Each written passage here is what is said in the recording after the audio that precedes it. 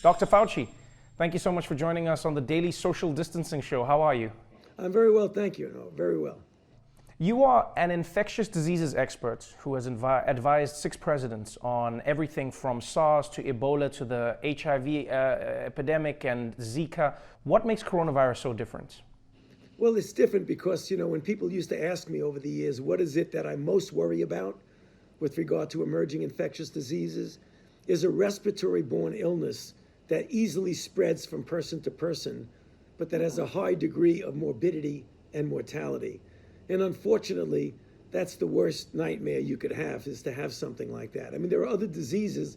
Ebola was frightening, but Ebola gets transmitted only when you're in very close contact with a person who is very, very ill. With this disease, in some respects similar to influenza, but in some respects very different, it spreads very easily. You can even spread it when you're not symptomatic. So it's insidious and treacherous in that you could spread it easily.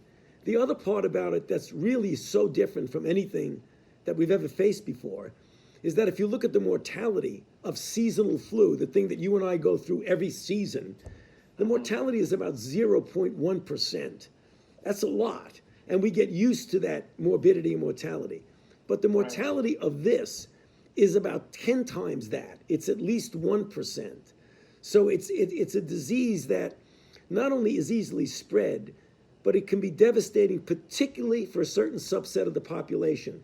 Demographically different. The elderly, those with underlying conditions, heart disease, lung disease, diabetes. It can be very serious for them with a high degree of mortality. Let's talk a little bit about the information in and around corona that's I think getting people confused. I see so many conflicting ideas online, and I guess the horrible byproduct of having social media and the internet is everyone is now an expert and everyone has an opinion. I know this is very basic for you, but just to help everyone be on the same page, how can we catch corona and what are the areas we should be most concerned about? So we know about human to human transmission. Most people understand that, but I see people online worried about grocery shopping, touching packages that they receive from Amazon. Do people need to wipe them down? When they're in the grocery store, can they touch other things? How long does coronavirus last in the air? For instance, if you walk into an elevator after somebody else, can coronavirus still be there? What do we need to be on the lookout for as individuals? Okay, there's varied degrees of risk, Trevor, of that in every respect. But the things that are the most common that you really want to latch onto is that sneezing and coughing. When someone is ill, they've got to get themselves out of circulation because they can spread by droplets and even by what we call aerosol, which means the drop doesn't go down right away. It hangs around for a bit. So you could come into a room thinking everything is all right, and then you inhale it. That's likely not the primary way. The primary way is probably droplet. But another way that's very important is handshaking. When people naturally go like that, they cough, and then it's innocent, there's nothing on their hand, they shake your hand or they open a doorknob. And that's the thing, you don't want to be obsessive compulsive about wiping everything down that you go near, but one of the real bad actors is somebody who just opens a door and then 15 minutes later, because we know the virus can live on inanimate hard objects like steel or plastic for at least several hours. So that's the thing you've got to be careful of. That's one of the reasons why, if you really want to be careful, besides the social distancing of 6 feet, don't shake anybody's hands. Just lose that for a while.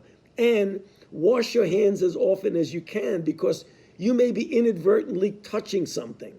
Now, your other question, Trevor, that's important is that I don't think we need to get completely obsessed about packages that come in because those types of surfaces, the virus might live there for a very short time, but people say, should I get a package from a grocery store that says made in China?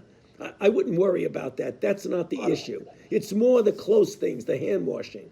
Let's talk a little bit about what you alluded to earlier, the mortality rates of the disease and how people have misconstrued the numbers. We know that people who are older or people who have underlying respiratory infections have a higher chance of dying from the virus. But I think people have started to believe that that means young people are immune and cannot get sick from coronavirus. What are people not understanding from the numbers? Trevor, they're not understanding two things that are important. A, even though you are young, you are not absolutely invulnerable, for sure, because we're seeing cases. Most of them have some underlying disease, but several don't, who are young people, 30s, 40s, who are getting sick, getting into the hospital, requiring intensive care. Still, the overwhelming proportion are the elderly with underlying disease. But every once in a while, you're going to get a young person. So if you think you're completely invulnerable, you're incorrect. Second issue that's important, that even though you may not get seriously ill, you can get infected with relatively few symptoms, either asymptomatic or mild, relatively trivial symptoms. But then you can infect another person who would then infect a vulnerable person who would then die. I mean, it's the typical example. I'm young, I'm healthy, but you go home, you infect grandma, grandpa, and your sick uncle. So you have a responsibility, not only to protect yourself, but you almost have a societal moral responsibility to protect other people. In talking about the virus, it feels like, understandably, everyone is trying to find an answer. Everybody is trying to find their own solution. Unfortunately, that has bred, it's created a breeding ground for misinformation. For instance, cures that people are touting online, concoctions of different medications, etc. We read about malaria drugs and chloroquine or whatever it is. What is the biggest warning you would give to the general public about trying to self-medicate, or is there any cure that people actually have discovered? What, as a leading health expert, what do you say about this issue? So right now, today, as we speak, there is no proven safe and effective direct therapy for coronavirus disease, for sure. There are a number of clinical trials that are trying to, by randomized controlled trials, get a definitive answer as to what works and what does work, not work, what's safe, what's not safe. Superimposed upon that, there are drugs that are already approved for other things, like hydroxychloroquine for malaria and for certain autoimmune diseases, that there have been anecdotal stories. By anecdotal, I mean people kind of think they work, but they haven't really proven they work.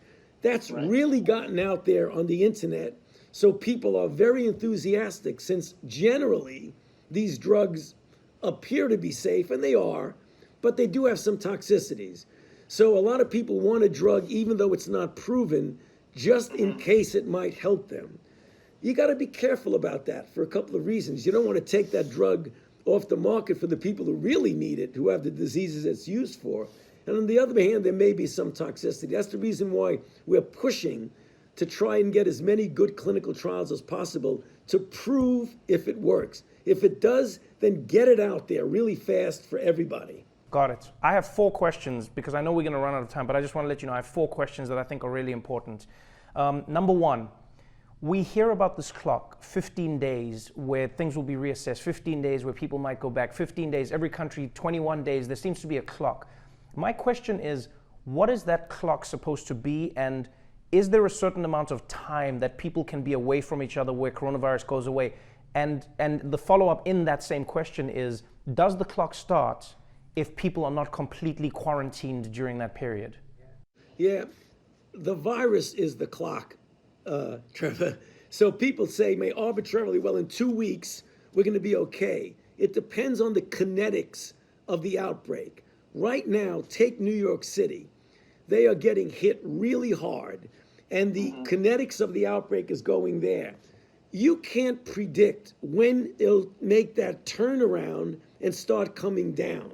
In general, if you look historically at countries that have been through the whole cycle, in China, it was about 8 weeks or so before it went way up and then way down. In Korea, the same thing. So if you look at each individual country, and being a big country as we are here in the United States, we're almost like a lot of little countries. Like New York in itself can be considered a country. California can be considered a country. So it's unpredictable about when you can say this cycle. It's usually measured in several weeks. Sometimes when you're into the cycle, you may only be 2 to 3 weeks away before it starts to turn around. Right. Okay, so then to that point, that's then my second of the 4 questions. Second question is New York City really harder hit, Or is New York's testing making the numbers spike up? And is this something that we're going to see start trending throughout America? Well, there are a couple of good questions right in there. New York is more hardly hit for sure. The nature of the city, the crowding of the city, the fact that you get the beginning of your outbreak when you get influx from other countries. China was the index country that came in. New York is a travel hub of the country. So clearly we had a lot of cases come in. By the time they realized what they were dealing with, they had already gotten a sucker punch. And they really were playing catch up. They didn't do anything wrong. They're not very different except that they're a big, robust city. And because of that, they're getting hit hard. Okay, and then the second last question is with regards to reinfection and immunity. We talk about people who have it and are asymptomatic. We talk about people who are recovering, and we're starting to see those numbers grow around the world. Do we know yet if getting corona and surviving corona means that you're now immune to the disease, or is there a chance of reinfection? We don't know that for 100% certain because we haven't done the study to see re-challenges, whether they've been protected. But I feel really confident that if this virus acts like every other virus that we know, once you get infected, get better, clear the virus, that you'll have immunity that will protect you against reinfection. So it's never 100%, but I'd be willing to bet anything that people who recover are really protected against reinfection. Okay, and then our final question, and thank you so much for your time. I really hope everyone understands how important it is to listen to you. Final question with regards to the government, the CDC, the NIH, and all of the units working together. Right now, it feels like there is a push and pull, a tug of war between states and the federal government, etc. For Americans who are out there watching this, what is the plan, and what do you think needs to happen for the whole unit of the United States to fight the coronavirus, implementing different checks and balances along the way to make sure that everyone fights it and the numbers go down? Well, that's a very good question. Things are implemented at the state and local level. That's the way this country works so well. The federal government is a facilitator, it's a supplier, it's a supporter. And that's the way things should be going. And that's what we're starting to see now as we are catching up on things that weren't done so well in the beginning. We now have many, many more tests. The private industry is getting involved. The government's not making the test. The private industry is. The ventilators that are needed coming out of the stockpile, yet companies are starting to make more. So it really is a marriage between the federal government as the facilitator and supporter of where the real action is at the state and local level. Thank you so much, Dr. Fauci. You've been amazing. I could talk to you for an hour on this, but I know everyone wants your time. Good luck with what you're doing, and I hope we're doing our part to make your job a little bit easier. Thank you. You are very much, and I appreciate the opportunity to speak with you. Stay safe and wash your hands because of that fake cough you did.